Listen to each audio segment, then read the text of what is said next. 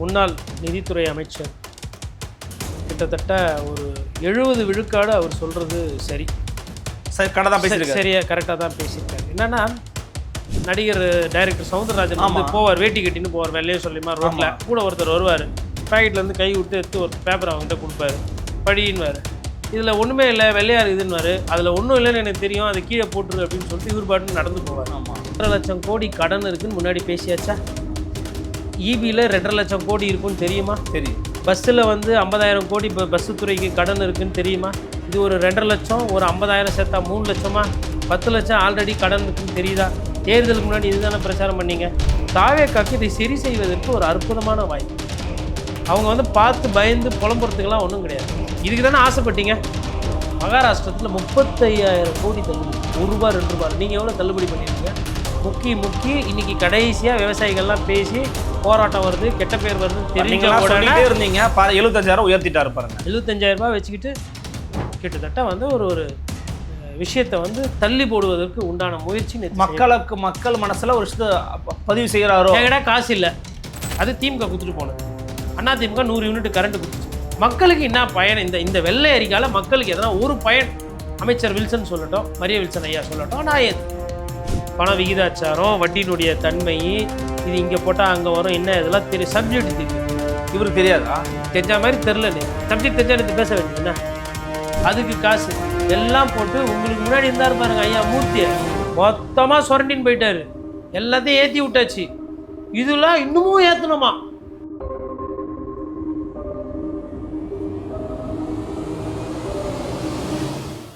நேர்கள் அனைவருக்கும் அன்பு வணக்கம். நம்மோடு இன்றைக்கு மீண்டும் நினைக்கிறார் பத்திரிகையாளர் திரு கோடீஸ்வரன் அவர்கள். வணக்கம்ண்ணா. வணக்கம். நேயர்களுக்கு அன்பு வணக்கம். முக்கியமான ஒரு விஷயம் பார்த்துருப்பீங்க. தமிழ்நாடு அரசு பதவியேற்ற 46வது நாளில் இன்றைக்கி தான் வந்து நம்ம பார்த்துருப்போம். நேற்றைக்கு தமிழ்நாடு அரசு அஃபீஷியலாக நிதி நிலைமை என்ன, எப்படி இருக்குது, போன ஆட்சி என்னெல்லாம் முன்னெடுத்துட்டு போயிருக்கிறாங்க, எவ்வளோ கடன் இருக்குது, எவ்வளவு செலவு இருக்குது, எங்கெல்லாம் பற்றாக்குறை இருக்குதுன்னு சொல்லி ஒரு கிளியரான ஒரு வெள்ளை அறிக்கை கொடுத்துருப்பதாக சொல்கிறாங்க. இந்த வெள்ளை அறிக்கை மீது உங்களுடைய முதற்கட்ட பார்வை என்ன? ஏன்னா இந்த வெள்ளை அறிக்கை மீது முன்னாள் நிதியமைச்சர் அவர்கள் இது வெள்ளை அறிக்கையே அல்ல, இது ஒரு வெற்று அறிக்கை அப்படின்னு சொல்லி விமர்சனம் பண்ணியிருக்கிறாரு. குறிப்பாக வந்து நீங்கள் வந்து அதில் ஒரு வார்த்தை சொல்கிறாரு, தமிழ்நாட்டின் நிதி நிலைமை குறித்து ஏற்கனவே நிதி அறிக்கை தெளிவாக விளக்கி கூறப்பட்டிருக்கிறது.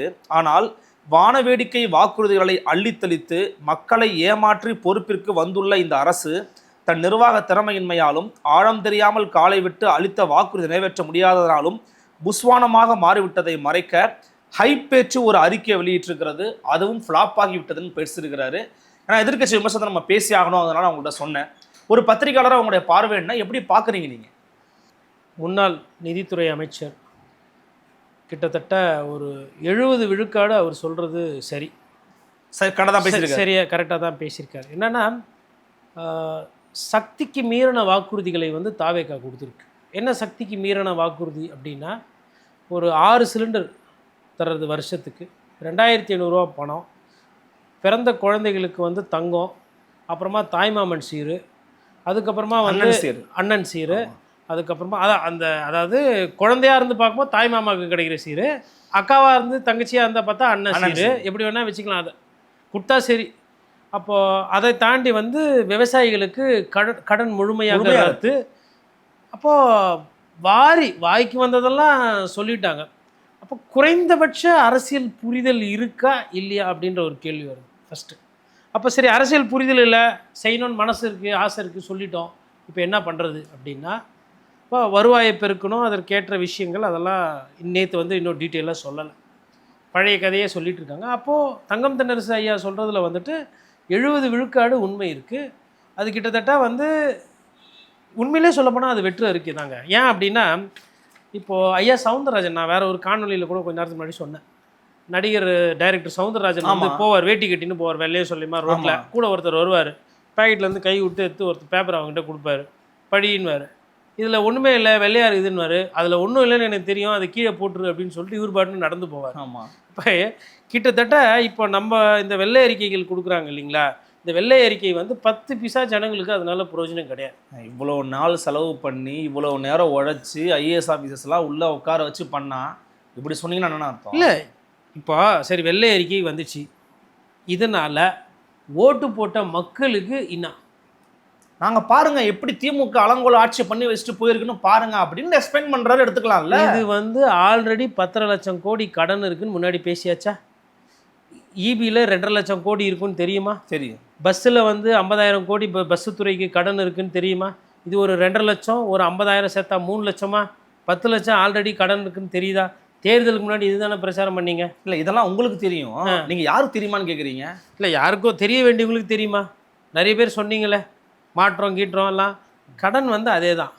கடன் என்ன நம்பரோ அதை நேற்று போட்டு சொல்லி கூடுதலாக ஒரு தகவல் என்னென்னா 1,29,000 ரூபாய் எல்லாருக்கும் தனிநபர் கடன் இருக்குது அப்படின்ற ஒரு தலையிலையும் இருக்குன்ற மாதிரி சொல்லியிருக்கிறாங்க. அது முந்தைய காலத்தில் 47,000 ரூபாய் இருந்தது, இப்போ அது 1,29,000 ரூபாய் இருக்குது. அப்போ பர் கேபிட்டா எக்ஸ்பெண்டிச்சர் கொள்வது. இதில் இன்னொன்று என்னென்னா டி ஜெயக்குமார் அவர்கள் பத்திரிகையாளர் சந்திப்புன்னு சொல்லியிருப்பார் ஒரு கிட்டத்தட்ட 10 வருஷத்துக்கு முன்னாடி.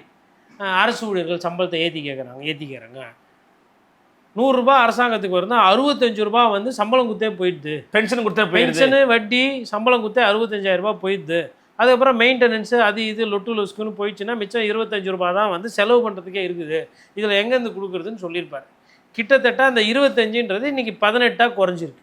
அது இன்னும் ஏறுது.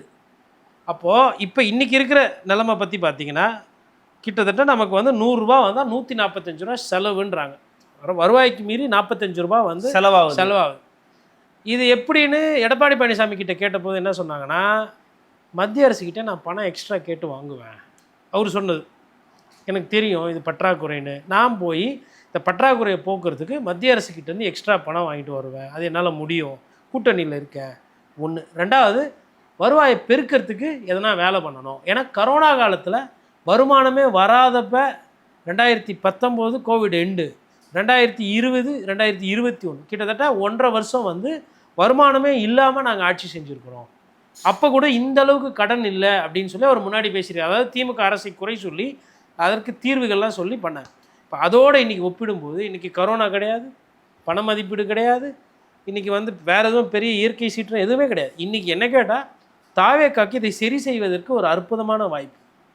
அவங்க பார்த்து பயந்து புலம்புறதுக்கெல்லாம் ஒன்றும் கிடையாது. இதுக்கு தானே ஆசைப்பட்டீங்க, இது வேணும்னு ஆசைப்பட்டீங்களா இல்லையா? உக்காண்டிங்களா? உக்காண்ட உடனே அது நொட்டை இது நொறை இது சரியில்லை அது சரியில்லைன்னா இதெல்லாம் தெரிஞ்சு தானே ஜனங்க உங்களுக்கு ஓட்டு போட்டாங்க. இல்லை நான் என்ன சொல்ல போகிறேன்னா இதெல்லாம் சரியா இல்லைங்க, நான் இப்போ பாருங்க என்ன பண்ண போகிறேன், ஆட்டத்தை மாதிரி தான் பார்ப்பீங்க அப்படிங்கிறதுக்கான ஒரு ட்ரெய்லராக எடுத்துக்கோங்க. வெறும் வெள்ளை பேப்பர் வச்சு என்ன பண்ணுறது? நேற்று வெள்ளை பேப்பர் படித்தார், இதெல்லாம் தெரியும்.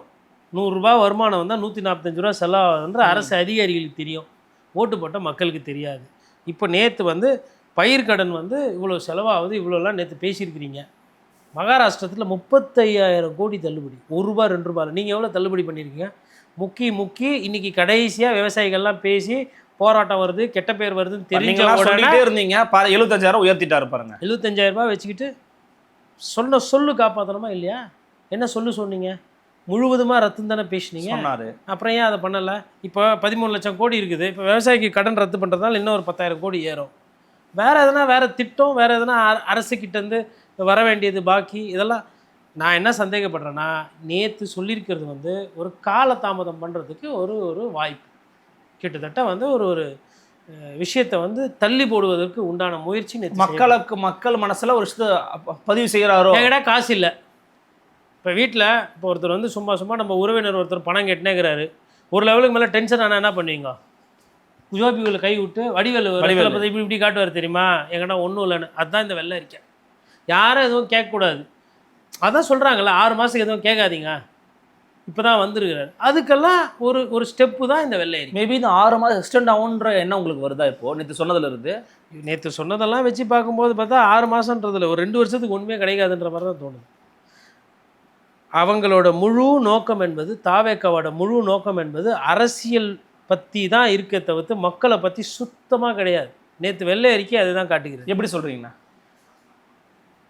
விஜயபாஸ்கர் கட்சியில் சேர்றாரா? ஒவ்வொரு நாளும் தாவேக்கான்ற கட்சிக்கு பலம் கிடைக்குதா? ஒரு வெளிச்சம் கிடைக்குது, ஒரு வெளிச்சம். ஆட்சி கவுக்கவும் முடியாது. எப்படின்னா இந்த 118ன்றத அவங்க கொஞ்சம் அதாவது நாளைக்கு திடீர்னு திமுகவும் அதிமுகவும் தாவேக்கா சொல்லுவதை போல் 2 பேரும் சேர்ந்து இந்த சபாநாயகர் மீது எங்களுக்கு நம்பிக்கை இல்லை, இது வந்து குதிரை பேர அரசியல் நடக்குது, இதை கவுக்கணும்னு சொல்லி முயற்சி பண்ணுறாங்க. கவர்னர்கிட்ட மனு கொடுக்குறாங்க, சபாநாயகர்கிட்ட மனு கொடுக்குறாங்க. ஓகே ரைட்டு, நம்பிக்கையில்லா தீர்மானத்துக்கு விடுங்கன்றாங்க. உங்களுக்கு ஓட்டு போடுற நம்பர் தான் குறைஞ்சினே போதே. 5 பேர் ராஜினாமா, இன்னும் எத்தனை பேர் போகிறாங்கன்னு தெரில. மதிமுகவில் வேறு பேசிகிட்டு இருக்கிறதா தகவல். உதயசூரியன் என்னது துரதிருஷ்டவசம்ன்றாங்க. அப்போ என்ன அர்த்தம்? ஏதோ அங்கே பிளான் நடக்குது. பத்தாவதுக்கு கூட்டணியில் ஒரு சில பேர் போய் சேர்ந்துட்டாங்க. கூட்டணியில் சேர்ந்தவங்க கிட்டத்தட்ட கரையிற அளவுக்கு வந்துட்டாங்க. இன்றைக்கி தினமலரில் ஒரு செய்தி, விசிகா வந்து வேறு இன்னும் நல்ல பெரிய பதவியாக பசையுள்ள ஒரு துறையாக கேட்குதுன்னு ஒரு செய்தி. உண்மையோ பொய்யோ தெரியல, அவங்க தான் விளக்கணும். இது மாதிரி சூழல்லாம் நடக்கும்போது தாவேக்கா ஆட்சி கவுர்ற மாதிரியா சமிக்கை தெரியுது? இல்லை அதிமுகலையும் திமுகலையும் தான் நிறைய பேர் போகிறதுக்கு உண்டான சமிக்கைகள் தெரியுது? போகிற மாதிரி தான் தெரியுதுண்ணே. நடக்குது. திமுகலேருந்து கூட்டணியெல்லாம் போயிட்டாங்களா? யார்கிட்ட போனாங்க? தாவேக்கா கிட்ட. அதிமுகலேருந்து ராஜினாமா பண்ணிட்டு யாருக்கு ஆதரவு தெரிவிக்க போகிறாங்க? அதிகமாக தாவேக்கா. எல்லாமே மட்டும் தான் திமுக போனார். பெஞ்சமின் எம்எல்ஏ இல்லையே. ஓ ஓகே ஓகே, சாரி எம்எல்ஏ கட்சிக்காரங்க வேற. கட்சிக்காரங்களாவும் எம்எல்ஏவும் போனது வந்து அதிகமாக தாவேக்கா. 100% யார் சப்போர்ட் பண்ணுறாங்க? திமுக கூட்டணியிலேருந்து போனாலும் சப்போர்ட்டிங் யார்? தாவேக்கா. அதிமுகலேருந்து வெளியில் போய் சப்போர்ட் பண்ணாலும் யார்? பெனிஃபிஷியரி யார்? தாவேக்கா. எந்த அக்கௌண்ட்டுக்கு கிரெடிட் ஆகுது? தாவேக்கா. ஓகே. அப்போ அப்படி இருக்கும்போது தாவேக்கா நாளுக்கு நாள் பலமாகுதா இல்லையா? கட்டாயம் பலமாகுது. அப்படி இருக்கும்பொழுது அப்போ தாவேக்காவை பலப்படுத்துகிற வேலை நடக்குதா? இல்லை மக்களுக்கு வங்கியில் பணமோ 2500 ரூபா கொடுக்குறதோ, இல்லை தங்கம் வாங்கி குழந்தைங்களுக்கு போட்டு அழகு பார்க்குறதோ, இல்லை பாலியல் சீண்டல் குறைக்கிறதோ, இல்லை விவசாயிகள் கடன் ரத்தோ, இல்லை விவசாயிகளுக்கு ஊக்கத்தொகையோ, இல்லை வேலையில்லா பட்டதாரிகளுக்கு சொன்ன மாதிரி மாதம் 4000 ரூபா 5000 ரூபா பணமா, இல்லை 15000 ரூபா உயர்கல்வி தொடர்றதுக்கு பணமா? என்ன நடந்துருக்குது? இது எதுவுமே நடக்கலையா? இல்லை சிலிண்டர் எதனா ஃபஸ்ட்டு மாதம் ஒரு சிலிண்டர் குத்துட்றேன், கடன் ஏறுறது ஏறிட்டோம், இதோடு வந்து நான் டிசம்பருக்கு கொடுப்பேன், எனக்கு நடுவில் கேட்காது, ஒரு சிலிண்டர் ஃப்ரீ ஃபஸ்ட்டு. சாத்தியம் எதனா நடந்துச்சா? இல்லை பெட்ரோல் டீசல் வரி எதனா குறைச்சிங்களா? ஆட்சிக்கு வந்தீங்க, நீங்கள் நினச்சா குறைக்கலாம், எதனா குறைச்சிங்களா? ஏழை பழ பாவம் நம்மளை நம்பி ஓட்டு போட்டாங்க. குறிப்பாக ஆட்டோ ஓட்டுநர்கள் தலையில் தூக்கி வச்சு கொண்டாடினாங்க. இப்போ நான் வரும்போது கூட சொன்னார்ண்ணா, அவர் நல்லா செஞ்சு விட்ருக்குறாங்க. குறைச்சிங்களா? கேஸ் தட்டுப்பாடு இருக்குது, நிறைய பேர் பெட்ரோல் போடுறாங்க, ஏன் அரசு வருவாயில் ஒரு 5 ரூபா குறைச்சிக்கலாமே. அதெல்லாம் வந்து கேட்கக்கூடாது, யாரும் பேசக்கூடாதுன்னு தான் நாங்கள் என்ன பண்ணுறோம், தூக்கி வெள்ளை பேப்பர் எடுத்து இப்படி காட்டியாச்சு, வெள்ளை அறிக்கை. இப்போது என்னப்பா பண்ணுவாங்க? இப்போ பேசுகிறதுக்கு தீனி வேணும்ல, என்ன பண்ணுவாங்க? இன்ஸ்டாவில் அவர் என்ன பண்ணுவார்? 5 லட்சம் கோடி கடன் வச்சுட்டு போய்கிறாங்க சார். 5 லட்சம் கோடி கடன் வச்சுட்டு போனாலும் ஜனங்க கட்ட வேண்டிய வரி பணத்தை கட்டின்னு தானே இருக்கிறாங்க. உங்களுக்கு என்ன ஜனங்க வந்து சொத்து வரி தண்ணி வரி நிறுத்த போகிறாங்களா 5 லட்சம் கோடி கடன் இருக்கிறனால? இல்லை அவங்க வந்து அவங்க கரண்ட்டு பில் கட்டலைன்னா நீங்கள் கரண்ட்டு ஃப்ரீயாக கொடுப்பீங்களா? மக்கள் வரியை கட்டுறது, தண்ணி வரி, சொத்து வரி, கரண்ட்டு பில்லு, அதுக்கப்புறமா ஆர்டிஓ ஆஃபீஸ்க்கு போகிறது, இல்லை வீடு வாங்குறது, டாக்ஸி கட்டுறது, அதெல்லாம் நடந்து தானே இருக்குது. அரசுக்கு மக்களிடந்து வரக்கூடிய வருவாய் என்பது வந்து கொண்டு தான் இருக்குது. வருவாயில் பற்றாக்குறை இருக்குது, லஞ்சம் லாவணி இருக்குன்னா அது சரி செய்ய வேண்டியது நீங்கள். இன்னமும் 10 ரூபா 20 ரூபா போயிட்டு தானே இருக்குது. அது யார் வீட்டுக்கு போகுது அந்த பணம்? இப்போ எங்கே போகுது? இல்லை பார்ட்டி ஃபண்டுன்னு ஒன்று வாங்கிட்டு இருந்தாங்க அங்கே போன ஆட்சியில். இப்போ பாருங்கள், தாவே ஆட்சியில் பார்ட்டி ஃபண்டுன்னு வரலங்க. இதாங்க மாற்றம். சிஎம்டியில் போய் பாருங்கள், லஞ்சம் வாங்கலைங்க, இதாங்க மாற்றம். கரெக்டான எடுத்து தனியார் பள்ளிக்கு பாருங்கள், துட்டு வாங்கலை, இதாங்க மாற்றம்ன்றாங்க. கரெக்டான இடத்துக்கு வந்திருக்கீங்க.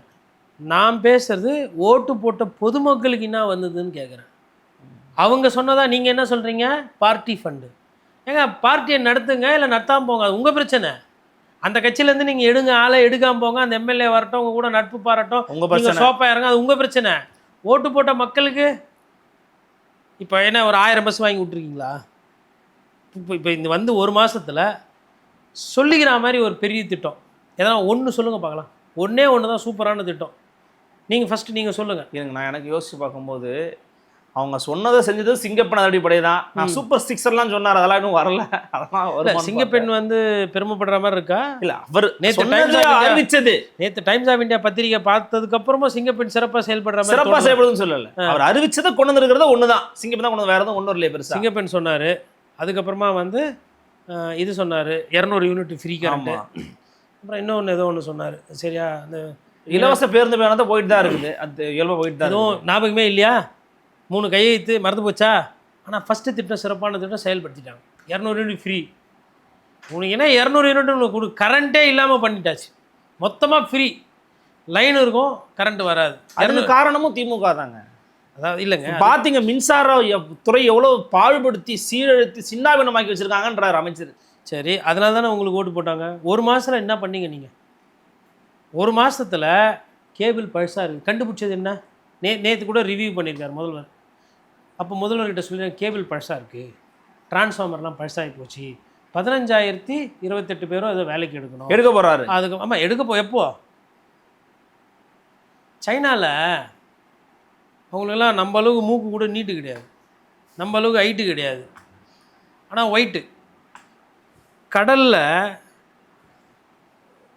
டனல் போட்டு ரோடு போட்டு போகிறான், கடலுக்குள்ளே டனல் போட்டு ரோடு போட்டு போகிறான். சொரா மீன்லாம் போதான் ரோட்டில் வண்டியில் போகும்போது. அங்கே இருக்கவங்க சொல்கிறாங்க ஆஸ்பத்திரி வீடியோ கேம் கட்டுற மாதிரி கட்டுறாங்க. எப்படி கட்டுறாங்க? வீடியோ கேம் கட்டுற மாதிரி. சரி, பாசிச பாஜக எப்படின்னா போட்டோம், தமிழ்நாட்டுக்குன்னு இப்போ இது வெறியிலும் எதனா ஒரு பெரிய பிரிட்ஜை பற்றி இல்லை எங்கன்னா சென்னையில் போக்குவரத்து நெரிசலை போக்குவரத்தை பற்றி எதனா ஒரு திட்டம் எதனா பேசியிருப்பாங்களா? எதனா டைம் கொடுங்கன்றாங்க.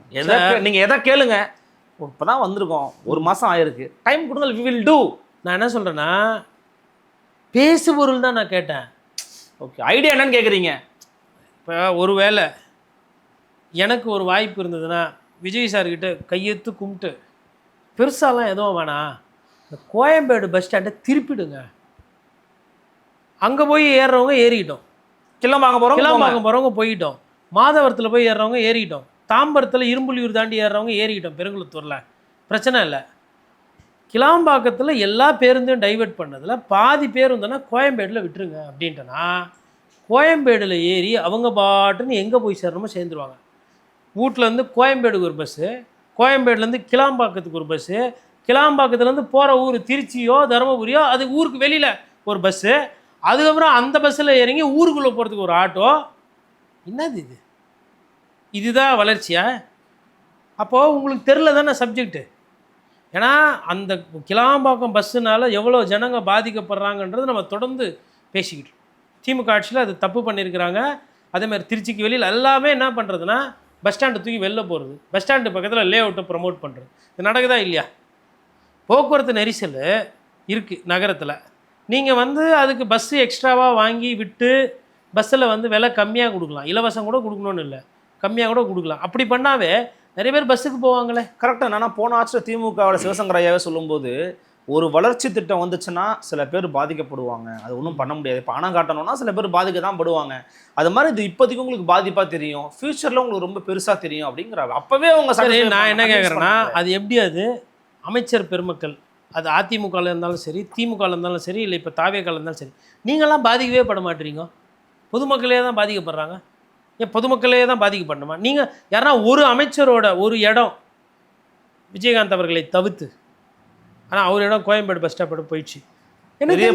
எனக்கு தெரிஞ்சு எந்த அமைச்சரோட இடமும் போகவே மாட்டேன். எப்படி அது? ஆனால் ஒரு பஸ் ஸ்டாண்டு வருதுன்னா அது பக்கத்தில் போய் வாங்குறீங்க இடம். இல்லை உங்கள் பினாமி உங்களுக்கு தெரிஞ்சவங்க, இந்த குற்றச்சாட்டெல்லாம் வருது, பத்திரிகையில் வருது, சமூகத்தில் வருது, இது யாருன்னு கேட்டால் இவர் இன்னாருக்கு வேண்டப்பட்டவர் நாங்கள், அது நடக்குது. ஆனால் உங்களோட இடம்லாம் எங்கேயுமே போகவே மாட்டேன். எப்படி அது கரெக்டாக ஒரு பஸ் ஸ்டாண்டு, ஒரு பிரிட்ஜு, ஒரு ஹைவே அப்படின்னா அது கரெக்டாக பிளான் பண்ணி பண்ணுறீங்க. நீங்கள்லாம் பாதிக்கவே பட மாட்டேறீங்க, விளிம்பு நிலையில் இருக்கிற மக்கள் தான் பாதிக்கப்படுறாங்க அதிகமாக. அது எப்படி? அது என்ன சூட்சமம்? அதனால தான் சொல்கிறேன், நேற்று இந்த அறிக்கை என்பது இது இதில் இன்னும் ஒரு சில விஷயங்கள் என்ன சொல்கிறாங்க, வட்டி ஊதியம் ஓய்வூதியம் 64%, கிட்டத்தட்ட 67,000 கோடி அதிலே போயிடுதுன்றாங்க. இப்போ 64% அதில் போகுதுன்னா சரி, அப்போ வேலை வாய்ப்பு எதுக்கு நீங்கள் வயசாகிற வரல வச்சுருக்கிறீங்க? இன்னும் ரிட்டையர்மெண்ட் ஒரு 2 வருஷம் குறைக்கலாம்ல? ஒரு 60-58 வயசுன்றதை 55 வயசாக குறைக்கலாம்ல? 55 வயசில் நீங்கள் ரிட்டையர் ஆகிடுங்க போதும். அப்போ என்ன ஆகுனா அவங்க லாஸ்ட்டில் கிடைக்கிற சம்பளமும் குறையுது. அரசு வேலை என்பது 55, அதோடு முடியுது. இளைஞர்களுக்கு வேலை வாய்ப்பு இதை செய்யறதுக்கோ இதை பண்ணுறதுக்கு ஒரு மாதம் போதாதா? ஒரு ஜீவோ போட முடியாதுங்களா? இப்போ இந்த அறிக்கை இதை வச்சுட்டு என்ன பண்ணுறது? இதனால் 10 பைசா எங்கன்னா தண்ணி வரி, சொத்து வரி, இல்லை மாதம் 2,500 ரூபா, இல்லை மாதம் 1000 ரூபா தாண்டி அது திமுக கொடுத்துட்டு போனது. அதிமுக 100 யூனிட் கரண்ட் கொடுத்துச்சு. மக்களுக்கு என்ன பயன்? இந்த வெள்ளை அறிக்கையால் மக்களுக்கு எதனா ஒரு பயன் அமைச்சர் வில்சன் சொல்லட்டும், மரிய வில்சன் ஐயா சொல்லட்டும், நான் ஏற்றுக்கிறேன். என்ன பயன்? இல்லை அவங்க சொல்கிறாங்களே திமுக ஆட்சி காலத்தில் ஐயா பிடிஆர் போட்டார், அது நல்ல விஷயமா இருக்குது, நாங்கள் அதை ஃபாலோ பண்ணுறோம், இப்போ மக்களுக்கு சொல்லிட்டோம், ஒய்பியில் சொல்லிட்டோம், இதன் பிறகு நாங்கள் வந்து பார்த்தீங்கன்னா அதில் இருக்கிற குறைகளை நிவர்த்தி பண்ணி மக்களுக்கு நன்மையை செய்ய போகிறோம், உங்களுக்கு நாங்கள் வந்து ரிப்போர்ட் கார்டை கொடுத்துட்டோங்கன்றாங்க. சார் இது ரிப்போர்ட் கார்டு இல்லை, இது சாக்குப்போக்கு. 28.30 கடன் வந்து பெற்றிருக்கிறாங்க. சராசரியாக அது 25, 24 இருக்கிறது நல்லது. சராசரியை தாண்டி இருக்கு. கடன் வந்து அதிகமாக வாங்கியிருக்கிறாங்க. இது என்ன நடக்குதுன்றதை ஃபஸ்ட்டு புரிஞ்சுக்கணும். இது காம்பவுண்டிங்கில் போகுது. அதாவது என்னன்னா, ஒரு காலத்தில் வந்து 1.5-2 லட்சம் இருந்த கோடி அப்படியே போய் 5 லட்சம் கோடி இரட்டிப்பாகி போச்சு. 5 லட்சமாக இருந்த கோடி இன்றைக்கி வந்து 10.25-10 லட்சம் கோடிக்கு போயிடுச்சு. அப்போ என்ன ஆகுதுன்னா, இந்த காம்பவுண்டிங் எஃபெக்ட்னுவாங்க. அதாவது ₹2 ₹4 ஆகிறதுக்கு 7 வருஷம் ஆகும். அந்த ₹4 வந்து ₹8 ஆகிறதுக்கு 5 வருஷம் ஆகும். இந்த ₹8 ₹16 ஆகிறதுக்கு 3 வருஷம் போதும். இந்த ₹16 ₹32 ஆகிறதுக்கு 2 வருஷம் போகும். 32 64 ஆகிறதுக்கு 1 வருஷம் போகும். இது கடன் வந்து வட்டி வந்து குட்டி போட்டு கூட்டு வட்டியில் போட்டு இந்த பஞ்சாயத்தில் போயிட்டு இருக்குது. இப்போ இது 10 லட்சம் கோடி, நாளைக்கு தாவேக ஆட்சி முடிச்சுட்டு போகும்போது நேரடி கடன் 10 லட்சம் கோடி, அரசு பிஎஸ்யூ பொது சொத்து எல்லாம் சேர்த்து பொது துறையெல்லாம் சேர்த்து 13 லட்சம் கோடி, இது 20-23 லட்சம் கோடியில் போய் நிற்கும். அப்படியே டபுள் ஆகும் 5 வருஷம் கழிச்சு. அதை சொல்லியிருந்தாருன்னா பாயிண்ட்டை புடிச்சிட்டாரு, இவர் தெரியுதுன்னு. அதை விட்டுட்டு எழுத்து கூட்டி, ஐயா இது பாருங்கள், பிடிஆரும் தமிழ் படிக்க கஷ்டப்பட்டார், ஐயா வில்சனும் தமிழ் படிக்க கஷ்டப்பட்டார், தாய் தமிழ்நாட்டில் தமிழை பற்றி, ஏன்னா உங்களுக்கு தமிழ் தெரில, எங்களுக்கு ஆங்கிலம் தெரில, உங்கள் ஆங்கிலம் ஏதோ நுண்ணினாக்கில் ஏதோ பேசுகிறீங்க. இன்னொன்று கேள்வி கேட்டாலும் அதுக்கு வந்து ஒரு அங்கே ஆன்சரும் பண்ணல. மாண்புமிகு அமைச்சர் அவர்கள் வந்து தெரிஞ்சால் சொல்லுவோம், நாங்கள்னா வச்சுக்கினா இல்லைன்றோம். ஏதோ எழுத்து கூட்டி அது பக்கத்தில் ஐயா பிடிஆர் கேள்வி கேட்க அனுமதிச்சாரு, கேள்வி பதிலும் சொன்னார். பிடிஆர் வங்கியில் வேலை செஞ்சார், அவருக்கு பணம் விகிதாச்சாரம், டிப்ரிசியேஷனு, எக்ஸ்பெண்டிச்சரு, இன்ஃப்ராஸ்ட்ரக்சர், கேபிட்டல் என்ன, இன்ஃப்ளேஷன் என்ன எல்லாம் தெரியும். பண விகிதாச்சாரம், வட்டியினுடைய தன்மை, இது இங்கே போட்டால் அங்கே வரும் என்ன, இதெல்லாம் தெரியும். சப்ஜெக்ட் தெரியும். இவருக்கு தெரியாதா? தெரிஞ்ச மாதிரி தெரில. நேற்று சப்ஜெக்ட் தெரிஞ்சால் நேற்று பேச வேண்டியதுதானே? சரிங்க, இது ரிப்போர்ட் கார்டு மோசமாக இருக்குது, இது எப்படி சரி செய்ய போகிறோம்? நேற்று என்ன தீர்வு சொன்னார் ஐயா? சித்திக் ஐயா தான் பேசினான். சித்திக் ஐயா தான் பேசினார். சித்திக் ஐயாவுக்கு தெரியும், நான் அங்கே போல. அமைச்சருக்கு என்ன தெரியும்? நேற்று இதெல்லாம் பார்த்த உடனே OPS better, Nirmala Sitharaman better. ஏன்னா நான் வந்து நிர்மலா சீதாராமன் அம்மா பெட்டர். ஆமாம், அவங்க வந்து பத்திரிகையாளர் ஏன்னா ஒன்றிய மத்திய அமைச்சரோட ஃபினான்ஸ் மினிஸ்டரோ இல்லை மாநில அமைச்சர் அப்படின்றது முக்கியம் இல்லை உங்களுக்கு. அப்போ நிதித்துறை அமைச்சருக்கு வந்து நிதித்துறையை பற்றி அவருக்கு புரிதல் என்ன? நான் தெரிஞ்சிருக்கணுன்ற வார்த்தையை பயன்படுத்தலை, புரிதல் என்ன அப்படின்னா, பத்திரிகையாளர்கிட்ட இதோன்னு சொல்லிட்டு வேகமாக முடிச்சிட்டிங்க. இப்போது பத்திரிகையாளர் அப்படி அனுப்பிச்சிடலாம். நாளைக்கு சட்டமன்றத்தில் ஐயா தங்கம் தென்னரசு ஃப்ளாப்பு அப்படின்னு சொல்லிட்டு விட்டுட்டாரு, நிறைய பேசிட்டா இன்றைக்கே நாளைக்கு பேச முடியாது. அப்போ என்ன அர்த்தம்னா ப்ரிப்பேர் பண்ணுகிறாங்க. இப்போ பிடிஆர் ஐயா உள்ளே வரப்போகிறது இல்லை. இப்போ அவங்க என்ன கேட்பாங்க கேள்வி? பிடிஆரும் வெளியிலேருந்து பத்திரிகையாளர் சந்திக்கலாம். பிடிஆர் உள்ளே இருந்தானா முடிச்சுட்ருப்போம் சோழியை, புரியுதுங்களா? அப்போது உள்ளே இருக்கிற திமுக எம்எல்ஏக்கள் கேட்பாங்க இல்லையா? இல்லை உதயநிதி ஸ்டாலினுக்கு இதெல்லாம் கேளுங்கன்னு கூட சொல்லி கொடுப்பாங்கல்ல. இன்னொன்று, பண விஷயத்தில் எடப்பாடி பழனிசாமி ஸ்ட்ராங். இந்த மாதிரி புள்ளி விவரங்கள்லாம் வந்து ஃபஸ்ட்டு அவர் அப்படி கிடையாது. இப்போ நீங்கள் சமீபமாக எடுத்திங்கன்னா டாஸ்மாகில் எவ்வளோ பாட்டில் வருது, பாட்டிலுக்கு 10 ரூபா வாங்கினா 30 நாளைக்கு எவ்வளோ, 3 வருஷத்துக்கு எவ்வளோ, 5 வருஷத்துக்கு எவ்வளோ, எத்தனாயிரம் கோடி, ஒரு பாட்டிலுக்கு 10 ரூபா போச்சுன்னா எங்கெங்கே போகும் என்ன அதுன்னு மனப்பாடம் பண்ண மாதிரி சொல்லுவார். இல்லை சிட்டிங் முதலமைச்சராக இருந்தவருக்கு அவரே ஒரு இடத்துல கூட சொன்னார், முதலமைச்சராக இருக்கும்போது எவ்வளவு செலவினங்கள் நம்ம வந்து ஓய்வூதியம் போது எங்கெல்லாம் நம்ம செலவு பண்ணணும், எங்கே எவ்வளோ காசு சேமிக்க முடியும்னா ஒரு முறை பேசியே நம்ம வீடியோ கூட வேற. இப்போ நாளைக்கு இவங்க 2 பேரும் ஒன்றா சேர்ந்து தானே தாக்குதல் நடத்துவாங்க. வெள்ளை அறிக்கை வந்துச்சு. இந்த வெள்ளை அறிக்கை வச்சு இப்போ வெள்ளை அறிக்கை கடன்லாம் எல்லாருக்கும் தெரியும். நீங்களே உங்கள் தேர்தல் அறிக்கையிலே இதை பற்றிலாம் பேசியிருக்கீங்க. இதனால் மக்களுக்கு என்ன தெரியும், எதில் எப்படி வருவாயை கூட்ட போகிறீங்க? அதுக்கு ஒன்று சொன்னார், கைட்லைன் வேல்யூலாம் வந்து சொல்லிவிட்டு அண்ணா நகர் அப்படின்னார், அவருக்கு தெரிஞ்ச ஏரியாவை சொல்லிவிட்டு 25,000னார். நான் என்ன சொல்கிறேன்னா, sir guideline value, composite value, சந்தில் வேல்யூ, பொந்தில் வேல்யூ, ஸ்டாம்ப் டியூட்டிக்கு 2%ன்னு 11%, 9+2, அப்புறம் 7+2 ப்ளஸ் லஞ்சம், அது இது எக்ஸ்ட்ரா சார்ஜ், அப்புறம் மறுநாள் பட்டாக்கு இன்ஸ்பெக்ஷன் வந்தால் அதுக்கு காசு எல்லாம் போட்டு உங்களுக்கு முன்னாடி இருந்தார் பாருங்க ஐயா மூர்த்தியை, மொத்தமாக சுரண்டின்னு போயிட்டார். எல்லாத்தையும் ஏற்றி விட்டாச்சு. இதெல்லாம் இன்னமும் ஏற்றணுமா? 3 விஷயத்தில் எடுத்து மாட்டியிருக்காங்க. ஒன்று, இன்னும் இந்த இதில், அதாவது லஞ்சத்தை குறைக்கிறேன்னு சொல்லிட்டு அப்போ நான் வரி ஏற்றி விட போகிறீங்களா? இன்னொன்று நிர்மல்குமார் சார்கிட்ட கேட்குறாங்க பத்திரிகையாளரில். நேற்று நடந்த டெவலப்மெண்ட்ஸ் எல்லாத்தையும் நம்ம பார்ப்போம். இதில் 6% வந்து இபி பில்லு ஏற்றணும் அப்படின்னு சொல்லிட்டு முன்னாடி ஒன்று பண்ணாங்க. அது தப்பான போக்கு. இதை குறித்து நாங்கள் வந்து முதல்வர்கிட்ட பேசுவோம். சரி, நேற்று ஆய்வு பண்ணிங்கல்ல, நேற்று ஆய்வு பண்ணி முடிச்சுட்டு இதெல்லாம் மாற்ற போகிறோம், 15,000 பேர் எடுக்க போகிறோம், இவ்வளோ கோடி போட போகிறோன்னு சொன்னீங்களே, கரண்ட்டு பில்லை வருஷம் ஏற்றுவீங்களா ஏற்ற மாட்டிங்களா? அதை ஏன் சொல்லலை? கரண்ட் பில்லு மக்கள் சம்மந்தமானது, 200 யூனிட் ஃப்ரீன்னு சொல்லிட்டு ஏமாற்றிட்டீங்க கிட்டத்தட்ட. ஏன்னா பாதியத்தில் கரண்ட்டே இல்லை, மீதி பாதியத்தில் 500 யூனிட்டுக்குள்ளே யூஸ் பண்ணால் தான் கரண்ட்டுன்ட்டிங்க. ஸோ அட்வான்டேஜ் யாருக்கு? அரசுக்கு. அந்த ஸ்கீம் முடிஞ்சுதா?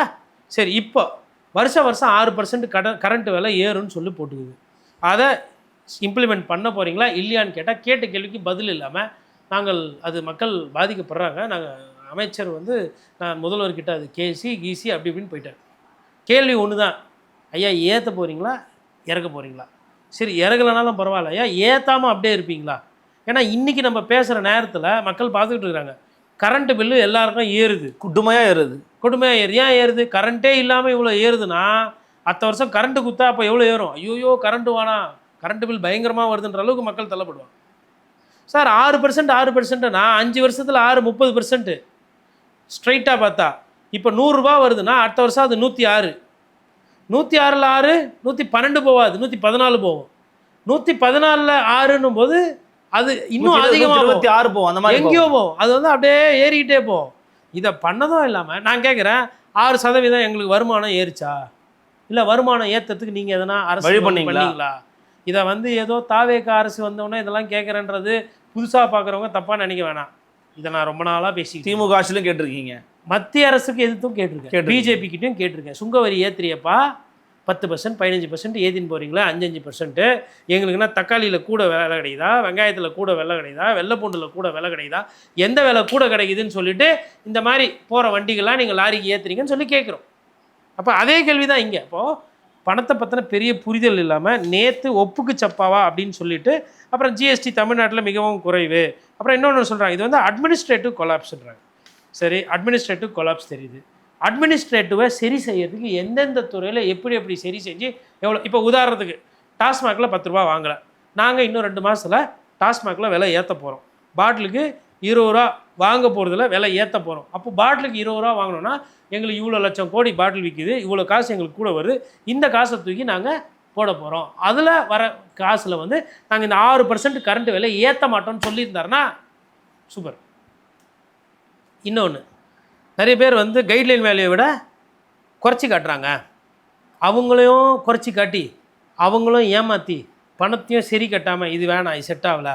நாங்கள் என்ன பண்ண போகிறோன்னா, கைட்லைன் வேல்யூ சம்டைம்ஸ் வந்து ஏரியாவுக்குன்னு ஒன்று இருக்கும், சந்து பத்த முட்டு சந்தாக இருக்கும், பக்கத்தில் எதனா இருக்கும், விற்காது. அந்த மாதிரி இருக்கிறவங்க அப்பீல் போட்டாங்கன்னா நீங்கள் என்ன ஆக்சுவல் வேல்யூவோ காட்டுங்க, அதுக்கு நீங்கள் டேக்ஸ் கட்டுங்க. நீங்கள் குறைச்சி காட்டுறது ஏற்றி காட்டுறது, ஏன்னா ஏன் ஜனங்க வந்து குறைச்சி காட்டுறாங்க? 11% 9% இருந்தால், இப்போ ஒரு புரிகிற மாதிரி சொல்கிறேன், 80 லட்ச ரூபா ஒரு ஃப்ளாட்டோட விலை, அதோட மதிப்பு 80 லட்ச ரூபா தான் பில்டருக்கும் வாங்குறவருக்கும். ஆனால் அவங்க என்ன பண்ணுறாங்க, அதை 50 லட்சத்துக்கு காட்டுறாங்க. ஏன் 50 லட்சத்துக்கு காட்டுறாங்க? ஒயிட்டில் 50 காட்டி 30 பிளாக்கில் கொடுப்பாங்க.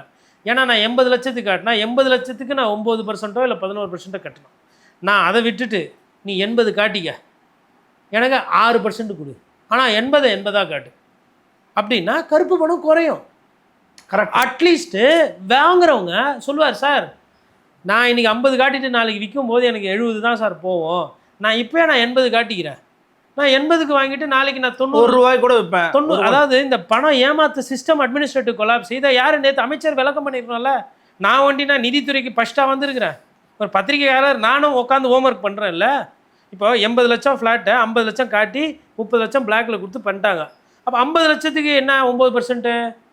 ஒரு 5 லட்ச ரூபா இல்லை 4.5 லட்ச ரூபாய்க்கு ஸ்டாம்பை காட்டி ஸ்டாம்ப் டியூட்டி, அதுக்கப்புறமா பதிவுத்துறைக்கு காசு கீஸு, அப்புறம் பட்டா வாங்கிறதுக்கு எல்லாம் முடிஞ்சிச்சு.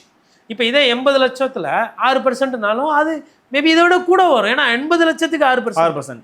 அப்போது பொதுமக்களை தப்பு செய்கிறதுக்கு தூண்டுறது ஒரு சில விஷயம் இருக்குல்ல.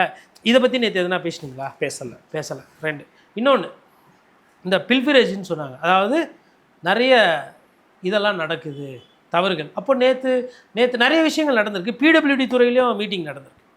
அதில் ஒரு நல்ல விஷயம் என்னென்னா இனிமேல் வந்து கிரிட்டு சிஸ்டம் கான்ட்ராக்ட் கிடையாது அப்படின்னு இருக்கு. அது என்ன அர்த்தம்னா ஒரு 30 தெரு சேர்ந்த மாதிரி ஒரே கான்ட்ராக்ட் ரோடு போடுறது கிடையாது.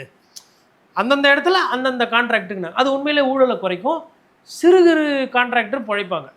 இப்போ பெரிய கான்ட்ராக்டர் எடுத்து இப்போ என்ன நடக்குது, ஒரு பெரிய கான்ட்ராக்ட் எடுப்பார், எடுத்துட்டு அவரால் செய்ய முடியாத சின்ன கான்ட்ராக்டர் இவர் ஒரு கமிஷன் வச்சு கொடுப்பார்.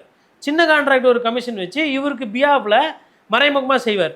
பேர் பார்த்தீங்கன்னா இப்போ உதாரணத்துக்கு அருள் அவர்கள் அப்படின்னா அருள் செய்கிற மாதிரி இருக்கும். ஆனால் அருள் என்ன பண்ணிவிடுவீங்க, அந்த வேலையை எடுத்து அது சின்ன வேலையெல்லாம் செய்ய முடியாதுன்னு சொல்லிட்டு என்கிட்ட கொடுத்துருவீங்க. அப்போ நீங்களும் லாபம் பார்ப்பீங்க, நானும் லாபம் பார்த்து பண்ணுவீங்க. அதை விட்டுட்டு பெரிய வேலை ஒண்டி தான் அருளுக்கு, இந்த சின்ன வேலையெல்லாம் சேர்த்து அருளுக்கு கொடுக்கக்கூடாது. அதை கோட்டி சைட்டும் ரகு சைட்டும் ஒரு டேவிட் சைட்டும் ஒரு இக்பால் சைட்டும் அப்படின்னா பிரச்சனை கிடையாது. இந்த மாதிரி நேற்று பிடபிள்யூடி மீட்டிங் பண்ணியிருக்காங்க. அது உண்மையிலே சாத்தியமாக வருதா நடக்க போதான்றதெல்லாம் பார்க்கணும். அப்போது நிர்வாகத்தில் இவ்வளோ கோணங்கள் இருக்குது. இது இப்போ நம்ம இப்போ பேசியிருக்கோம் இவ்வளோ விளக்கமாக. இப்போ இதனால் எனக்கு 10 பைசா பிரயோஜனம் இல்லை, ஆனால் பார்க்குற மக்களுக்கு ஒரு புரிதல் வரும் இல்லையா. இப்போ அமைச்சர் இது மாதிரி எதனா நேற்று பேசினாரா? இல்லை. சரி, இலவச பேருந்து பஸ்ஸு சொல்லியிருக்கீங்க. இன்றைக்கி வெயில் ஜாஸ்தியாகுது, நகரமயம் ஜாஸ்தியாக இருக்குது. ஏன் ஒரு 100 ஏசி பஸ்ஸு வாங்கி கட்டணம் அதிகமாக வாங்கி விடலாமே, வருமானமாக ஆச்சு, மக்களுக்கு பயணம். கேபில் போனீங்கன்னா இப்போ நீங்கள் சென்ட்ரல்லேருந்து ஏர்போர்ட்டுக்கு நீங்கள் கேப் எடுக்கிறீங்கன்னா 450 ரூபா 500 ரூபா அதுவும் எனக்கே அனுபவம் இருக்குது. ஒரு வாட்டி வந்து 450 ரூபா ஆயிடுச்சு காலையில் பிக்கப்பு. 450 ரூபா கம்மின்னொன்னே ஃபோன் பண்ணி 100 ரூபா எக்ஸ்ட்ரா கொடுங்கன்னு கேட்குறாரு. நான் கேட்குறேன் எதுக்குங்க 100 ரூபா எக்ஸ்ட்ரா? சரி நான் 50 ரூபா 500 ரூபா கொடுத்துட்றேன் அப்படின்னோடனே சரி 500 ரூபா கொடுங்க, இறங்கினோன்னா உங்களுக்காக பார்த்து கொடுங்க அப்படின்னாரு. விமான நிலையத்துக்கு ஃப்ளைட்டை பிடிக்க போனோம், மிஸ் ஆயிடுச்சுன்னா எனக்கு 14,000 ரூபா அவுட்டு. பத்தாவதுக்கு நான் அங்கே போய் நிற்கணும், ஒரு நிகழ்ச்சியில் கலந்துக்கணும், ஒரு வனத்துறை சம்மந்தமாக. அதுவும் ஓகே சரின்ட்டு போகிறேன். வந்துட்டார். வண்டி எடுத்ததுலேருந்து ஒரே புலம்பல், பெட்ரோல் ஏறி போச்சு, டிராஃபிக் அதாயிடுச்சு இதாகிடுச்சு அப்படின்னோடனே எக்மோர் தாண்டினோடனே சார் வண்டி வாங்கி கொடுத்த ஓனர் வந்து ஃபோன் பண்ணுறாரு. ஃபோனும் வரல, எதுவும் வரல, இவராக வாட்ஸ்அப் வந்துக்குது. உடனே நான் ராயப்பேட்டை வர சொல்லிட்டார், நான் வண்டி இங்கேயே நிறுத்திடுறேன், நீங்கள் வேறு வண்டியை பிடிச்சி போங்க. சொல்கிறேன் இப்போ ஏர்போர்ட்டுக்கு போகிறேன். என்ன பிரச்சனைனா அவர் ஒரு 200 ரூபா 300 ரூபா எக்ஸ்ட்ரா கேட்டார், கொடுக்கல. பாதியில் எடுத்து விட்றேன்றாரு. அப்புறம் நானும் விடலை. நானும் சண்டையை போட்டு அவர் ஒரு சிலது பேசுகிறாரு, நான் ஒரு சிலது பேசுகிறாரு. நான் சொன்னேன் ரயில்வே ஸ்டேஷனுக்கு எங்கன்னா எத்தனை போய் நிறுத்துங்க, மெட்ரோ, நான் வேணால் அங்கேருந்து போகிறேன்.